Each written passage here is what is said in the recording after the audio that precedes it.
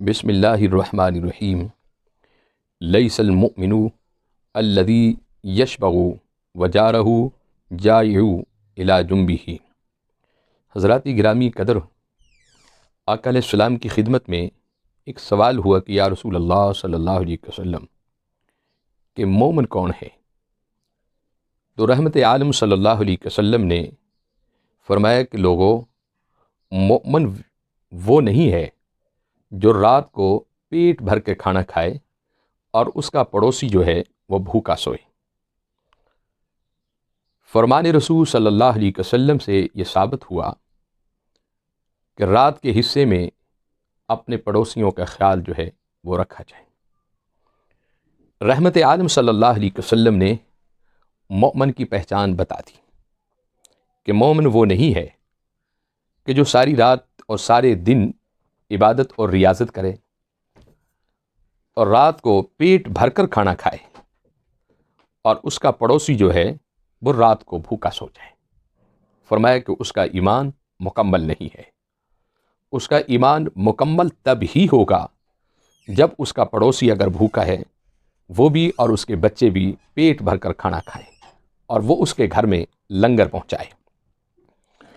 پھر دوسرا سوال حضور رحمت عالم صلی اللہ علیہ وسلم سے ہوا کہ یا رسول اللہ صلی اللہ علیہ وسلم کہ آپ اور مومن کے بارے میں بتائیں۔ تو آقا علیہ السلام نے فرمایا کہ لوگوں، واللہ لا یؤمن واللہ لا یؤمن واللہ لا یؤمن۔ قیل ومن یا رسول اللہ صلی اللہ علیہ وسلم؟ قال الذی لا یؤمن جارہ بوا ایکہ تابعہ شبابتا۔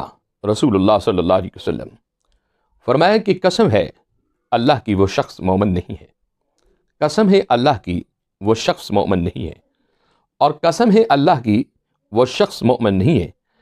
عرض کیا یا رسول اللہ صلی اللہ علیہ وسلم کون؟ فرمایا کہ جس کی شر سے اس کا پڑوسی محفوظ نہ ہو۔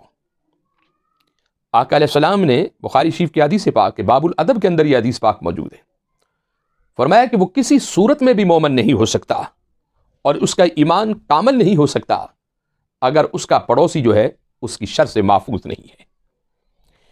آقا علیہ السلام کے فرمان سے یہ ثابت ہوا کہ اسلام اور ہمارے معاشرے کے اندر ہم نے دیکھنا ہے کہ ہمارے پڑوسی، ان کے کوئی حقوق ہیں ہم پر، ہم نے ان کا خیال رکھنا ہے، ان کو ہماری وجہ سے، ہماری زبان سے، ہماری آنکھوں سے، ہمارے ہاتھوں سے، ہمارے پیروں سے اور ہمارے دل کے ارادوں سے انہیں کوئی تکلیف نہ پہنچے۔ آقا علیہ السلام نے فرمایا کہ لوگوں، کامل مومن وہ ہے کہ جس کے فتنے اور جس کی شر سے اس کا پڑوسی اس سے محفوظ ہے۔ اور پچھلی حدیث پاک کے اندر حضور اکرم صلی اللہ علیہ وسلم نے واضح طور پر فرمایا کہ جہاں تم اپنا پیٹ بھر کر خود کھاؤ، اپنے پڑوسیوں کا خیال رکھو۔ اگر تمہارے پڑوس میں کوئی غریب ہے، مسکین ہے، محتاج ہے، یتیم ہے، اس کا بھی خیال رکھا جائے۔ حضرت عبداللہ بن مبارک رضی اللہ تعالیٰ عنہ ایک بہت بڑے تابعین سے گزرے ہیں۔ وہ ایک مرتبہ حج کے لیے تشریف لے گئے اور حج سے جب وہ فارغ ہوئے تو آپ حرم صحن کے اندر سو گئے، اور جب آپ سوئے تو آپ خواب کے اندر کیا دیکھتے ہیں کہ دو فرشتے آگے، ان کے ہاتھوں میں رجسٹر تھا، ایک سرانے کی طرف کھڑا ہو گیا اور ایک پاؤنتیوں کی طرف کھڑا ہو گیا۔ اب جب پاؤنتیوں کی طرف کھڑا ہے، وہ سرانے والے سے سوال کرتا ہے کیا اس سال کتنے لوگ حج پر آئے ہیں؟ تو سرانے والے نے جواب دیا کہ 6 لاکھ لوگ اس سال حج کرنے آئے۔ پھر اس نے سوال کیا کہ کیا اس سال سب کے حج قبول ہو گئے یا کوئی رہ گئے؟ تو سرانے والے نے جواب دیا کہ اس سال کسی کا بھی حج قبول نہیں ہوا۔ اب پھر تیسرا سوال ہوا کہ کیوں قبول نہیں ہوا، کیا وجہ ہے؟ کہا کہ 6 لاکھ جو لوگ اس سال بیت اللہ شریف کے اندر موجود ہیں، حرم کعبہ کے اندر موجود ہیں، ان میں سے کسی کا بھی حج قبول نہیں ہوا۔ اس نے کہا کہ پھر؟ کہا کہ ایک شخص علی نامی جو کہ دمشق کا رہنے والا ہے، وہ اس سال حج پر نہیں آیا، لیکن اس کا حج اس کے گھر میں ہی قبول ہو گیا، اور اس کی وجہ سے 6 لاکھ جو لوگ ہیں ان کا بھی حج قبول ہو گئے۔ اب پاؤنتی والا حیرت میں آ کر سوال کرتا ہے کہ کیا وجہ ہے؟ وہ اتنی عظیم ہستی ہے، اتنا کامل آدمی ہے، وہ خود حج کرنے نہیں آیا لیکن اسے حج کا ثواب مل گیا اور اس کی وجہ سے تمام کے حج قبول ہو گئے۔ تو حضرت عبداللہ بن مبارک کہتے ہیں کہ میں یہ خواب کے اندر دونوں فرشتوں کی گفتگو سن رہا تھا، اور میں جب بیدار ہوا تو میں شام کی طرف چل پڑا اور چلتے چلتے دمشق کے اندر پہنچا۔ میں نے جب جا کر وہاں پہنچا، پوچھا کہ یہاں کوئی علی نامی شخص ہے؟ لوگوں نے کہا کہ ہاں فلاں چوک پر ایک شخص ہے، وہ لوگوں کو جوتوں کی مرمت کرتا ہے، قوم کا وہ موچی ہے۔ حضرت عبداللہ بن مبارک آپ نے ان کا ایڈریس پوچھتے ہوئے ان کے دروازہ بجایا، اور جب علی نامی شخص اپنے دروازہ کھولنے کے لیے آیا تو سامنے دیکھا کہ حضرت عبداللہ بن مبارک کھڑے ہوئے تھے۔ آپ نے السلام علیکم کہا، وعلیکم السلام، آپ کو بٹھایا اور تعارف ہوا کہ میرا نام عبداللہ بن مبارک ہے۔ حضور کیسے آنا ہوا؟ آپ نے کہا کہ میں آپ کو مبارکباد دینے آیا ہوں کہ اللہ رب العزت نے آپ کا حج قبول کر دیا۔ اس نے کہا کہ میں تو گیا ہی نہیں حج کرنے۔ کہا کہ آپ گئے نہیں لیکن آپ کو رب العالمین نے حج جتنا ثواب اور اجر عطا کر دیا، بلکہ دوسری مبارک یہ ہے کہ آپ کی وجہ سے اس سال جتنے لوگ بھی حج کرنے آئے ہیں ان تمام کا حج قبول ہو گئے۔ تو حضرت عبداللہ بن مبارک نے کہا کہ آپ یہ بتائیں کہ آپ نے نیکی کیا کی ہے اور کون سا ایسا عمل کیا ہے کہ جس کی وجہ سے آپ کو بھی حج کا اجر و ثواب ملا ہے اور آپ کے وجہ سے جتنے لوگ اس سال حج کرنے آئے ہیں ان تمام کو حج کا ثواب مل گیا۔ وہ علی نامی شخص کہنے لگا، حضور میں تو کوئی اتنا عبادت گزار نہیں ہوں، لیکن ایک دن میرے پڑوس میں سے گوشت پک رہا تھا اور میرے گھر میں خوشبو آئی اس گوشت کے پکنے کی۔ میرے بچوں نے، میری بیوی نے کہا کہ آج پڑوسیوں کے گھر میں گوشت پک رہا ہے، اگر آپ اجازت دیں ہم ان سے گوشت نہ مانگ لیں۔ تو میری اہلیہ جب ان کے گھر میں گوشت مانگنے گئی تو وہ گھر کی مالکہ خاموشی اختیار کی، پھر سوال کیا۔